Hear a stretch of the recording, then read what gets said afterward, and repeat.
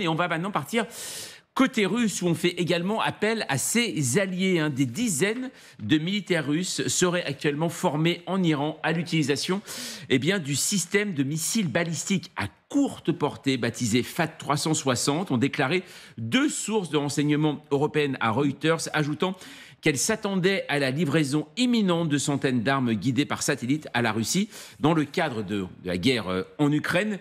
Cyril Gélipter, on voit tout de même aujourd'hui l'Iran jouer un rôle quand même très important désormais auprès de Moscou. Oui, parce qu'ils produisent, apparemment ils ont des capacités, des stocks, donc les Russes se disent autant acheter, puisque peut-être ça coûte même encore moins cher, ou bien certaines capacités qu'ils ont de production. Sur les ventes de missiles, je noterai juste 2-3 points. Primo, généralement, ça se négocie sur le long terme, c'est-à-dire que ça ne s'est pas décidé du jour au lendemain. L'accord aurait été signé en 2023. Ensuite, l'information vient de Reuters, donc ça sent les fuites d'informations. Bon, je pense que les Britanniques aiment bien faire fuiter des informations, y compris, et vu qu'ils reçoivent beaucoup d'informations des Américains, donc suivez mon regard d'où viennent les fuites.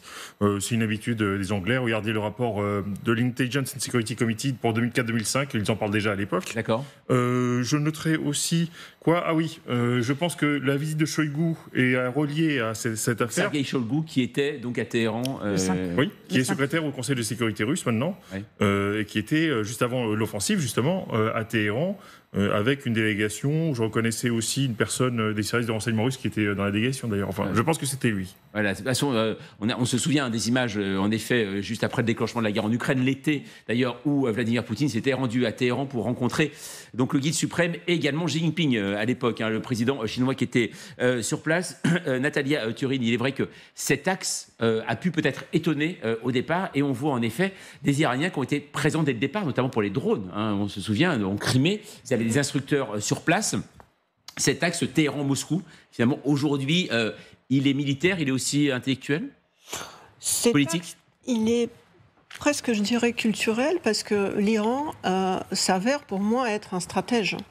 Et là-dessus, leur stratégie à eux ressemble beaucoup à la stratégie de Poutine.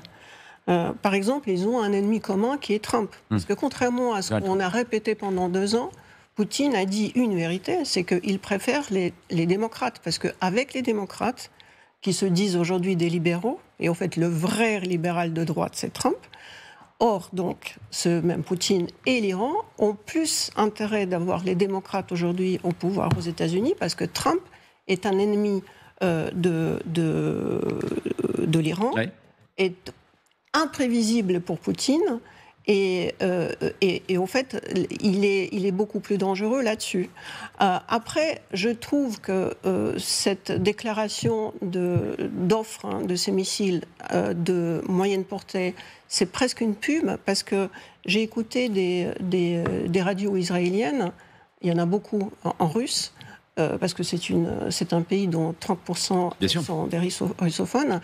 On a détecté il y a 2 jours 5 grosses explosions qui étaient sur le territoire de l'Iran.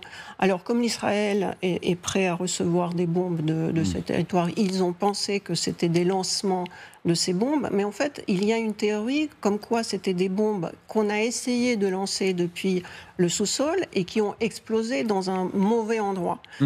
Ce qui veut dire qu'aujourd'hui, l'Iran, qui nous fait le chantage avec la possibilité de l'arme nucléaire, s'il fait des gaffes, si par exemple il envoie en Israël des bombes qui explosent pas là où il faut, ça va être pour eux une espèce de honte. Or, autant Poutine, vous vous souvenez, fallait pas le vexer, parce que là-dessus, Poutine est un homme oriental aussi. En Orient, perdre la face, c'est presque aussi important que perdre la guerre. Alors, on va en parler également avec Alexandre Vautravers. Bonjour à vous. Vous êtes rédacteur en chef notamment de la revue militaire suisse. Alors on savait, on connaissait les drones, j'en parlais tout à l'heure, des drones iraniens livrés à la Russie, et ça depuis le début du conflit. Est-ce qu'avec ces missiles, cela s'avère vrai, est-ce qu'avec ces missiles on passe à un autre niveau ? Non, pas véritablement. On pourrait dire que pour maintenir la pression et pour maintenir les capacités de frappe à moyenne ou à longue portée, l'industrie russe a augmenté ses capacités et donc est à même de se suffire à sa doctrine d'engagement et donc d'utiliser, d'engager à peu près 200, 300 missiles par mois. C'est à peu près avec ce niveau d'engagement que la Russie peut se maintenir. Maintenant, bien sûr, l'aide iranienne, elle est surtout une aide symbolique, elle est surtout une aide politique, de pouvoir dire que la Russie n'est pas isolée dans cette situation et dans ce conflit. Alexandre Vautravers, qu'est-ce que c'est? Alors, on nous parle donc des représentants du ministère russe de la Défense auraient signé donc le 13 décembre dernier à Téhéran avec des responsables iraniens pour le FAT 360. Qu'est-ce que c'est que le FAT 360? Bon, l'industrie aéronautique spatiale iranienne a connu un développement assez important dans les années 2000. On peut dire qu'il y a 3 phases de développement. Vous savez que les forces aériennes iraniennes sont essentiellement équipées d'avions totalement obsolètes. Enfin, ce sont des avions qui sont dignes de musées. Je suis sûr que tous les collectionneurs de maquettes d'avions sont passionnés de voir ces avions encore voler. Ce sont des antiquités. Et donc, première phase de développement au cours des années 1980-90, l'industrie aéronautique iranienne s'est occupée à maintenir en état de vol et à améliorer des appareils issus des années 1960-1970. Et donc on pourrait dire qu'aujourd'hui, ce pari-là est gagné, c'est-à-dire que l'industrie aéronautique, ça représente quelque chose de significatif. Ils sont capables de faire voler des avions de la technologie, on pourrait dire, des années 70-80.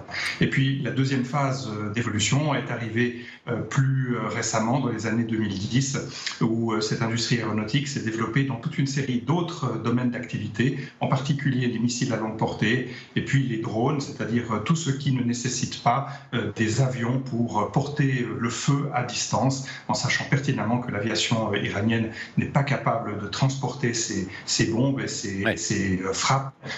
Il s'agit donc d'utiliser d'autres types de technologies. Aline Malcrémer.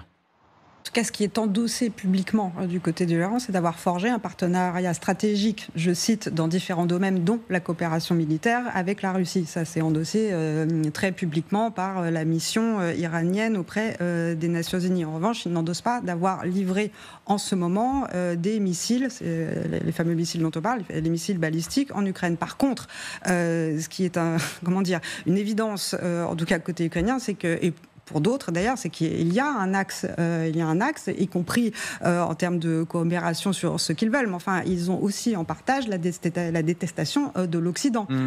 Et de rappeler, vous le soulignez, des ravages que font les drones iraniens, ces fameux shahid, c'est-à-dire martyrs, sur les villes ukrainiennes, ce qui est un symbole de mort et de peur et de terreur en Ukraine. Ça vient d'Iran. On dit qu'ils ont besoin l'un l'autre dans différents champs, qu'ils soient symbolique, politique, ils ont bien de coopération militaire. On avait vu notamment l'Iran demander de l'aide en termes de système de défense antiaérien à la Russie. Donc en fait, il y a des échanges de bons proposés. Ils nous roulent dans la farine parce que de part et d'autre, ce ne sont pas les champions de la transparence et de la véracité en politique, ni du respect de leur peuple et d'une légitimité démocratique. Donc en fait, ce sont quand même 2 régimes extrêmement violents qui maltraitent leur population et leurs voisins. Donc il y a tout ça qui se joue dans cette question de oui ou non, est-ce qu'ils vont livrer des balistiques? La Maison-Blanche n'a pas confirmé les dires de ces sources européennes à Reuters, l'Ukraine non plus, et on n'a pas retrouvé à ce stade des traces de ces missiles balistiques dans les restes de ce qui tombe en... Et pourtant, Aline Malcrémer, eh bien, figurez-vous qu'on a la déclaration donc, du porte-parole national du Conseil de sécurité américain qui... est très prudent, qui dit au cas où, si au cas où il y aurait une livraison, en effet, de ces missiles, les États-Unis, leur allié de l'OTAN, c'est-à-dire nous, et leurs partenaires du G7, sont prêts à réagir rapidement et sévèrement si l'Iran procédait à de tels transferts. Pourquoi ça vous fait rire, Cyril Gélipter? C'est tellement si ridicule. Ils veulent faire comment? Attendez, qu'est-ce qui relie la Russie et l'Iran? C'est la Caspienne, donc ils vont faire comment? Ils vont bombarder la Caspienne? Ou bien ils vont bombarder, sachant que l'Iran si jamais les Russes reçoivent des équipements iraniens, donc soit c'est par avion, qu'est-ce qu'ils vont faire? Ils vont le détourner, ou bien ça va passer par les territoires des pays d'Asie centrale, qu'est-ce qu'ils vont faire? Ils vont les bombarder. C'est juste ridicule, c'est juste une prise de position, mais vide de sens. Enfin, c'est infaisable. Sylvie Berman. Oui, alors d'abord, la Russie avait de très bonnes relations avec l'Iran, et depuis longtemps, parce que l'Iran participait aux négociations d'Astana sur la Syrie avec la Turquie.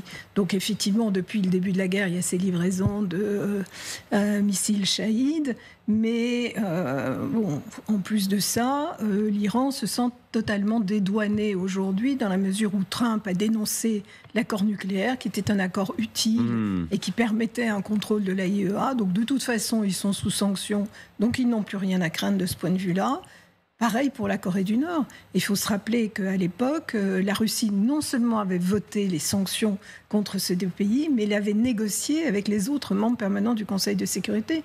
Et aujourd'hui, ils s'en affranchissent totalement. Donc ils poursuivront leurs relations avec l'Iran et la Corée du Nord.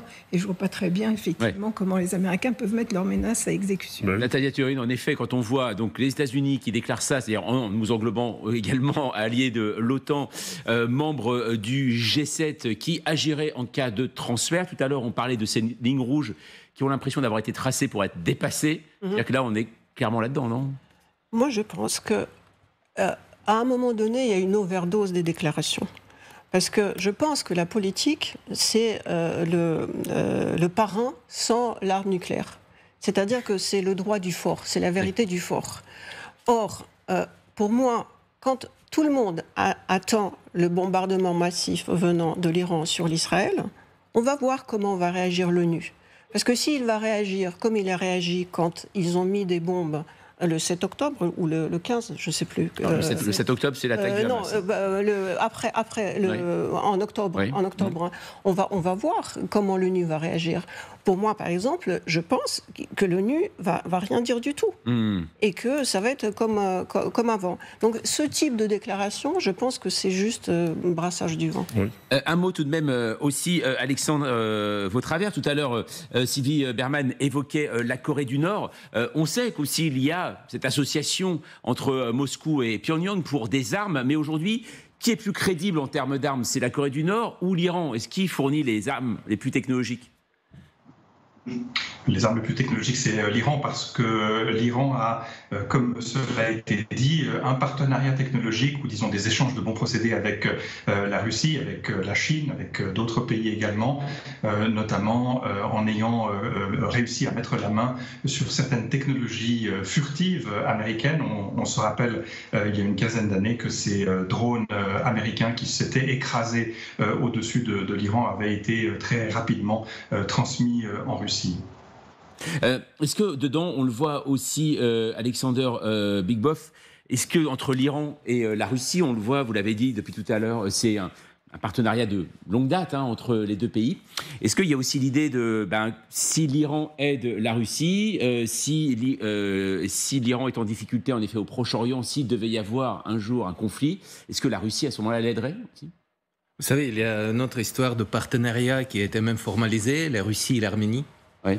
Et le président russe et le gouvernement refusent carrément de contribuer à l'aide, avec une aide militaire dans la question autour de Karabakh. Donc il ne faut pas leur faire confiance. Je dirais qu'aujourd'hui, on est quand même dans une situation de l'étrange de guerre, puisque par exemple, c'est tout à fait correct ce que vous avez dit, Sylvie, sur la dimension des sanctions. Le Corée du Nord et l'Iran peuvent contribuer au marché des armes russes, puisqu'ils sont déjà sous les sanctions.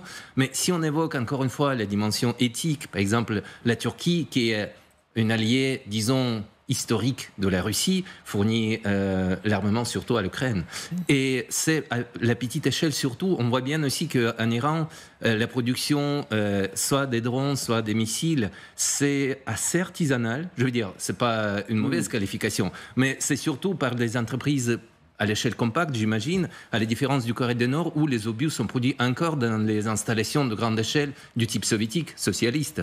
Et donc, ça, c'est une des explications comment ça contribue à la guerre de proximité que la Russie continue à mener. Donc, plutôt la petite échelle, la petite distance. Mais ce qui se passe actuellement dans ce drôle de guerre, c'est que, par exemple, en Biélorussie, sur le territoire biélorusse, dans le mois de juillet, selon le monitorage anti-guerre des militants, des activistes biélorusses, 9 Shahed sont tombés. Donc des drones. Les drones iraniens sont tombés en Biélorussie. Donc, qu'est-ce qui se passe ?